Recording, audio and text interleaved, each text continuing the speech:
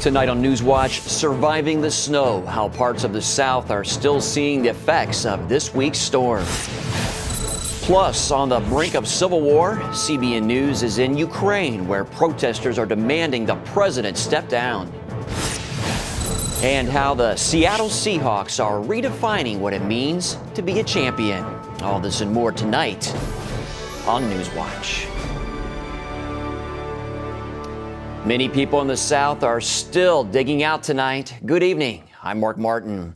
The fallout from that brutal winter storm continues. It led to a state of emergency in 6 states throughout the South, and the storm caused at least 13 deaths. Charlene Israel has more in tonight's top story. Snow and slick ice paralyzed the Deep South. Crashes, some deadly, blocked roads and highways. Cars jammed for miles with no way out. Frustrated drivers stranded, many for almost 24 hours. Across the South, icy misery from Florida to here in Virginia Beach. The storm caught many off guard. The rare storm dropped just 2 inches of snow in Atlanta, bringing the city to a screeching halt. I was on ice and it just kept slipping and I thought I was going to tumble over. The engine running and the heat going and surfing Facebook. One mother-to-be stuck miles from the hospital gave birth on I-285 to a baby girl named Grace. Some say officials should have been better prepared. I've been on the road for 16 hours. Someone needs to be held accountable. Georgia's governor admits mistakes were made. We all have some lessons we need to learn here. But not all the misery was on the roads. More than 4,000 flights were delayed across the country. And hundreds of children in Alabama were trapped at schools for a second night. Roads still too dangerous for them to leave. I want to go home. Meanwhile, the National Guard has been called in to help stranded motorists. You always want to make sure that the kids are taken care of. We'll put them in the Humvee just so they can warm up. Good Samaritans are also lending a helping hand. Handing out drinks and helping people get moving. 4-wheel drive makes it a lot easier. So really just kind of clearing up jams. I said, "What you got?" He said, "I got Coke, water, 7-Up." I said, "How much?" He said, "Free." I said, "I'll take one." Charlene Israel, CBN News. And employees at one Chick-fil-A braved the cold conditions to deliver food to stranded drivers. You can find the full story on our Facebook page. That's facebook.com/CBN News. Terror threats from Syria pose a great risk to America. The Director of National Intelligence gave that warning on Capitol Hill Wednesday. James Clapper says the civil war in Syria has opened the door for the country to become a training ground for those who want to attack the U.S. Tremendous concern here for these extremists who are attracted to Syria, engage in combat, get training, and we're seeing now the appearance of training complexes in Syria to train people to go back to their countries and of course conduct more terrorist acts. So this is a huge concern to all of us. According to Clapper, 26,000 extremists are fighting in the Syrian civil war. Of that, about 7,000 are foreigners from some 50 countries, including the U.S. Concern over extremists planning attacks at the upcoming Winter Olympics has Russian officials on high alert. The government there is deploying more than 50,000 police and soldiers to guard the games. U.S. officials say the worry should not so much surround Olympic sites, but the concern should be for areas around the games. The greater threat is to softer targets in the greater Sochi area and in the outskirts beyond Sochi, where there is a substantial potential for a terrorist attack. Just today, Russian authorities detained 2 brothers with ties to a terror group that's been threatening to attack the games. The men are suspected of transporting suicide bombers who attacked a train station in Volgograd last month. That attack killed 34 people. The president of Ukraine has taken sick leave in the middle of a national crisis. The government says President Viktor Yanukovych is suffering an acute respiratory illness and high fever. This comes as the Eastern European country is in the midst of political turmoil, and leaders there warn of possible civil war. George Thomas is on the scene in Kiev. Ukraine's prime minister has resigned. So too has the cabinet. But talk with many of the tens of thousands of protesters on the streets of Kiev. They will tell you this is not enough. We are demanding the resignation of the parliament, of the president, for snap presidential and parliament elections to take place. This is ground zero, the epicenter, the battlefield for the opposition forces. You see, for more than 2 months, tens of thousands of people have gathered in downtown Kiev, demanding that the president of Ukraine step down. The crisis started last November after Russia's president got the president of Ukraine, Viktor Yanukovych, to refuse a major trade deal and closer ties with the European Union for closer relations with Russia instead. So you think that Russia is trying to force... Michael Chernikov is an analyst in Kiev. He says from Kremlin's perspective, Russia has no borders. Russia thinks Ukraine is still part of their territory, part of their empire, so they were more than happy to help bail out Ukraine. But it wasn't what many Ukrainians wanted, so they took to the streets by the thousands. The protests have since morphed into demands for human rights, less corruption, more democracy, and an end to the government's authoritarian policies. People see the policies of President Yanukovych as a symbol of everything that is wrong with our country, so they want new leadership, a new direction. Earlier this month, Yanukovych pushed through new laws to crack down on protests, but the laws were abruptly repealed this week after violent clashes between police and protesters. Ukraine was once part of the Soviet Union until its independence in 1991. Home to roughly 45 million people, the country is split between pro-European regions in the west and pro-Russian areas in the east. Some fear the crisis could spark a civil war between the two regions. On Tuesday, thousands of pro-government supporters took to the streets of Kiev. We don't want a split in the country, a civil war, because during a civil war there are no winners. We just need to sit down and talk. Despite attempts to talk, the clashes continue around the country, and the government's control grows increasingly tenuous. George Thomas, CBN News, Kiev, Ukraine.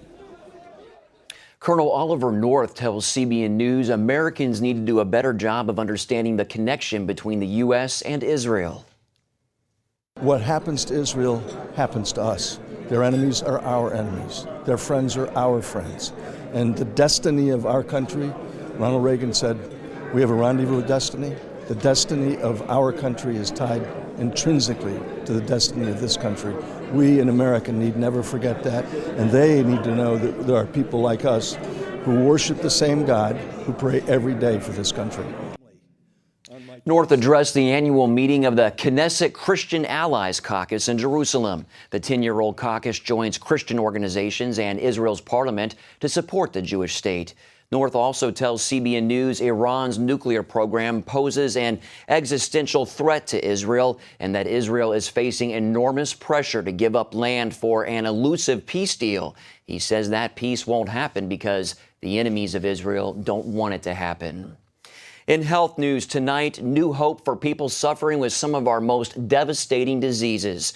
Scientists have discovered a surprising new method of turning ordinary cells into stem cells. Lori Johnson explains. American and Japanese researchers found that by taking ordinary blood cells from the spleens of mice and exposing them to acidic liquids for 30 minutes, amazingly, those cells were turned into stem cells.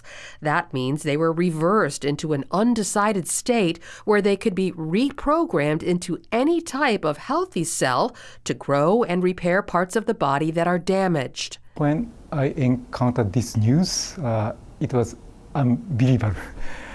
And then I go into detail about results, and I found that it can be believable. Researchers are now studying whether the technique works in human cells.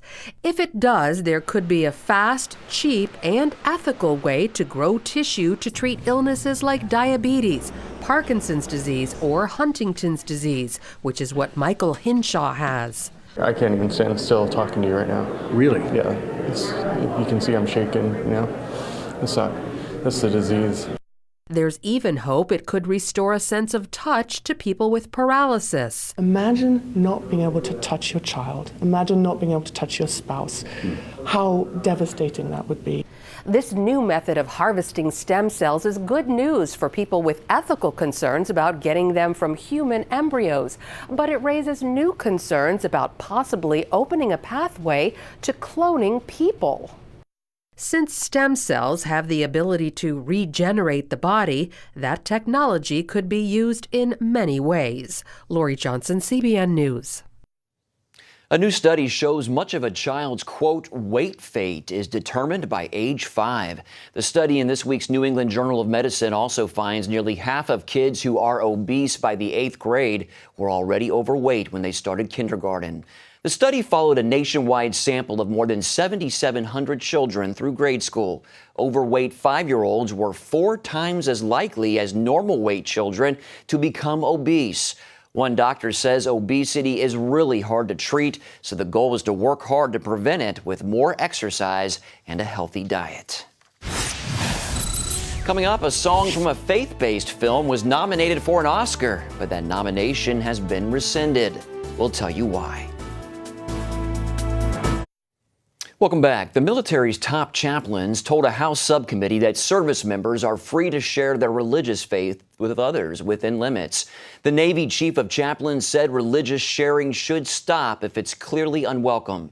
The Army's deputy chief of chaplains said troops should avoid demeaning others. And the Air Force deputy chief of chaplains said a commanding officer can be open about his faith as long as he makes clear it's personal and not official and he's not pressuring subordinates. The Academy Awards has rescinded its nomination of a song from the faith-based film Alone But Not Alone. Christian author and speaker Johnny Erickson Tata performs the song. The Academy says composer Bruce Broughton used his influence as a former Academy governor to get the nomination. Broughton says all he did was send an email asking others to consider it. The Academy president said sending the email crossed the line because it gives the appearance of an unfair advantage, an accusation Broughton calls ridiculous. If I learned to game the system, I probably would have had a nomination before this. The last nomination I had was 30 years ago. Other members of the Academy say the ruling is unfair, including famous film composer Hans Zimmer, who wrote the music for movies like Gladiator. Traditional marriage supporters in Kansas are urging legislators to approve protections for business owners who refuse services for same-sex weddings because of their faith. These protections would apply to bakeries, photographers, and other wedding services. And the bill would prohibit anti-discrimination lawsuits on such grounds. Idaho lawmakers are considering a similar measure. They call it a preemptive strike to prevent a threat to people's professional licenses. Gay rights advocates say the measures allow for discrimination. Up next, faith and football. CBN Sports goes behind the scenes with the Seattle Seahawks. Thanks for staying with us. Sunday's Super Bowl is expected to have the highest audience ever, something that should make advertisers happy. They're paying up to, get this, $4.5 million for a 30-second commercial and $8 million for a 60-second ad. That seems ridiculous. Well, as for the game itself, the Broncos are seen as a slight favorite, but many experts are divided and most expect a close game. Well, this year's Super Bowl is shaping up to be one for the ages, and the Seattle fan base is excited for the chance to claim the first championship in team history. But on the field and in front of millions of fans, many of the Seahawks will be playing for something even greater. Sports reporter Tom Buring has that story. The newly crowned NFC champion Seattle Seahawks are the second youngest team ever to play in the Super Bowl. They are competitive, they are confident, they are all in. The organization's values headline their walls. And for some Seahawk teammates and coaches, an impassioned belief is branded in their hearts. We're not just Seahawk players, we're not just football players, but we're here for much more than that. We're followers of Christ, and it's important for people to know this about us. No matter what happens in this game coming up, it'll be nice. You wake up happy if you win, you wake up kind of disappointed if you lose, but ultimately you're still the same. But Jesus changes us forever, and Jesus is the greatest treasure of all. Dr. Carl Payne has been the Seahawks chaplain for 20 years. He's at the 30-yard sideline on game days. During the week, he meets with team members and is a full-time pastor at a local Seattle church. There's too much of an image that if you love Jesus, you're soft. And our players are far from soft, and our team is far from soft. But we have a core of people that love Jesus dearly. Regardless of a player's chapel attendance, Carl commonly serves as confidant and inspiration. It's just good to know a guy like Carl, man. He just keeps me going, keep pushing me, and it just motivates me every week. NFL players, coaches, and staff work in a unique profession. As chaplain, Carl is player appointed, required to give discreet pastoral care. Encourager, trainer, somebody who tries to give the players tools that they can work with. There to serve them. They assume everybody is trying to use them. If you do not develop trust, you will not work with athletes. It's everything. This season, Carl has watched players mature deeply in their faith, several who are team leaders, and many who have become outspoken in their convictions. They have been willing to stick their neck out from the get-go. They want to be at Bible study, whether people approve or disapprove, like it, don't like it, sticking their name out, their reputation out, saying we're going to do this and let people know. This is a platform God has given us. We're going to use it for His glory. This weekend is football's biggest game, and the stage has expanded dramatically. Being missional, constantly looking for opportunities to tell people about Jesus, and that's really what it's about. And that's what the hope of our team is, the brothers on the team, that we want to do well so that ultimately we have a platform to talk about Jesus. And really, that's the best thing that we could ever do for anybody. We want to win, we'll play to win, but this is about a platform to 130, 140 million people whose church on Sunday is in the NFL watching a game. And if we have a chance to become their church, even if it's just an opportunity for them to go, there are guys on both teams that love Jesus. That's a message we want people to hear. That platform comes with a captive audience. And here in Seattle, the raucous 12th man has been there all season long. So a handful of players and coaches wanted to craft a message letting fans know what they believe and why. They paid for and participated in a DVD production of all things called The Making of a Champion. As it turns out, that championship title is now well within reach. Started filming during training camp, and obviously we didn't know at that time the kind of season that we were going to have now, but I think it's pretty cool the way that it's worked out. Clint Gresham is the Seahawks long snapper. He pitched the idea to teammates after hearing that a Brazilian soccer player passed out a DVD of his Christian testimony at the World Cup. The Seahawks' Making of a Champion was distributed after a home game last October and has since moved to the web and gone viral. Clint Gresham approached me and he said, why couldn't we get some of the Christian guys on our team to help people understand here's who we are as players, but here's what motivates us as people. We are not football players who happen to be Christians. We are Christians who happen to be NFL football players. We wanted to use the platform that God's given us to share our faith, and everybody worships this God called the NFL, and we want to introduce them to the real King. It's really just us using our avenue where we're at to spread the gospel of Jesus Christ. An avenue runs from 12 Seahawks Way, leading to the heart of their city and beyond. For quarterback Russell Wilson, it's a road that's paved with purpose. Russell, we know you to be prepared. We know you to be poised. How does your faith carry you? In terms of my faith, I believe that I'm here for a reason. And that's what I told the guys. I believe that we were in the NFC Championship for a reason. I believe that God placed me in this city for a reason. That never wavers for me. I'm going to trust that the Lord's put me here, and I'm excited about the game. I'm excited about it. I'm excited about the moment, and hopefully it's the best 60 minutes of my life. Now we're in the Super Bowl. This was a dream for me as a child, and to be living it, there's no better opportunity than there is now. God had every day planned out for you, and that He knew every struggle, He knew every pain, He knew the things that you loved most. And in that, He set a purpose specifically just for you. And it's so refreshing to know that, and to know that God's on your side, and to know that He's for you. In Seattle, they're redefining what makes a champion.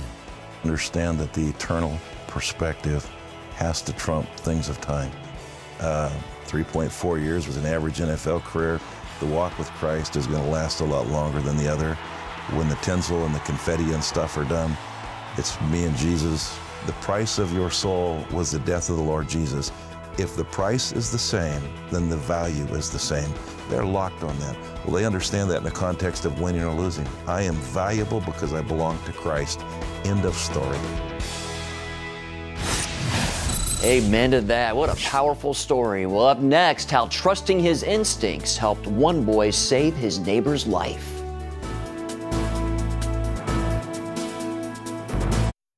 A 10-year-old Michigan boy is being hailed a hero after helping save an elderly neighbor. The 80-year-old woman had slipped in her garage and was unable to get up. She thought she was stuck there, but because of the persistence of Danny DiPietro, she was rescued.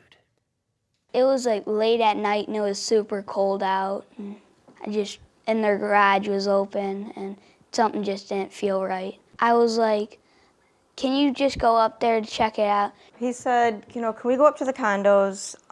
The garage door is open and I think there's a dog out.